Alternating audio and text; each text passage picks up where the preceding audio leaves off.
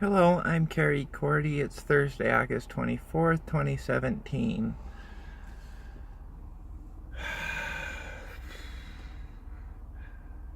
Um, I was thinking just a little bit ago about conservatism, the word conserve.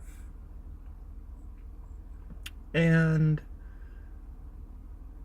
conservatism has bothered me for, I don't know, probably about 20 years now. Because from the standpoint, or from my point of view, the very word means to conserve or to stay the same and, keep things the way they are. And as a concept, I don't agree with that at all, because things change and they grow. Everything in life, even the rocks, that's fucked up, erosion, and then you get back into the cycle where the earth moves below the crust and then melts and then comes back. That's interesting shit. I really like that. So to keep things the same is, in essence, you could say we're going to keep things the same and growing in a certain way. But now, also from kind of a Christian point of view of paying your like in the Mormon world, you're tithing and donating to a church, and if it's a different than I personally grew up in. I've been to many other churches, and that's not the detail to get lost in. But your pay, ultimately you're paying to God his dues. And one thing I don't like about technology and the faith in technology, I related in my own mind the connection between trying to get everything out of every single resource as much as you can, as fast as you can, effectively as you can, as profitable as you can. That seems to me, from a very basic concept, isn't that not leaving anything for God?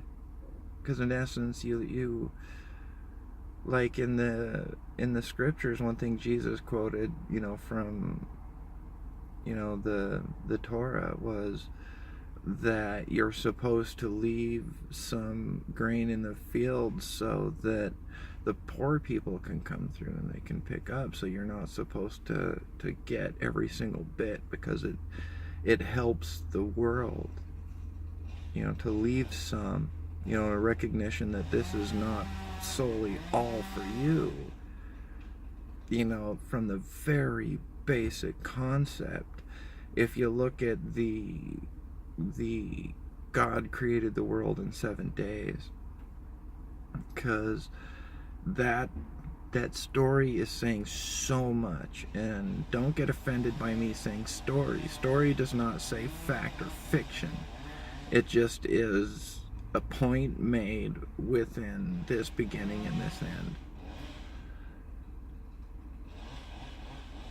So with the 7 days, God created the 7 days, and then, or created the world, universe, everything, in really 6 days, and the seventh he rest, and that is included in the timeline. So if he rested on the seventh day, why is that seventh day mentioned? And so there's the day of rest and the Sabbath, which is a commonality through many religions. And even if it's not a day of the week, you'll get into some that there are days for it. So there is always days of rest, days of doing things differently than you had been doing.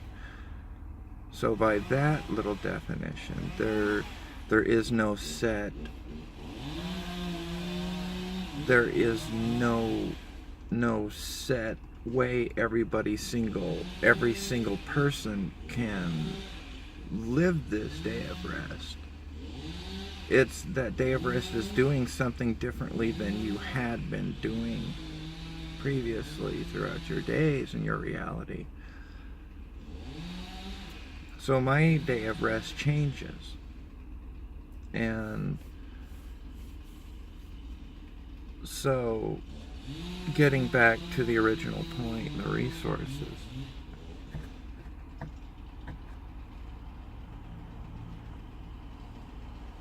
I'm thinking about the native way, or as people would say, the Native American way, which I don't like that term. But the native way, you use everything, and you give your thanks to God, and you give your thanks to the animal, the earth. There was many expressions of this, and these words kind of went beyond and had relations that our language, my language, the English language, doesn't really have. In single words, it would take sentences. But that's something that's common throughout all, different languages. Ooh, interesting point. So it really says what that culture finds is important is the relationship between words that would take in another language a sentence.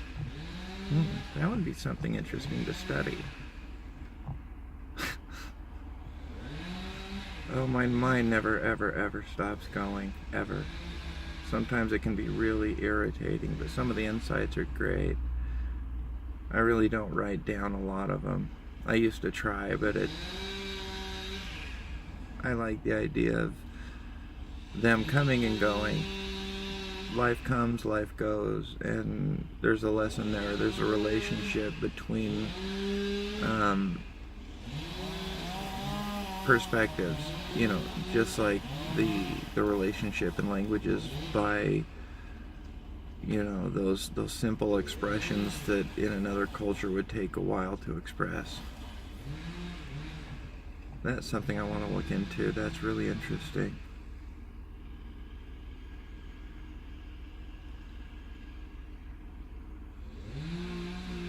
I got a lot to do, and what I have to do is more getting up the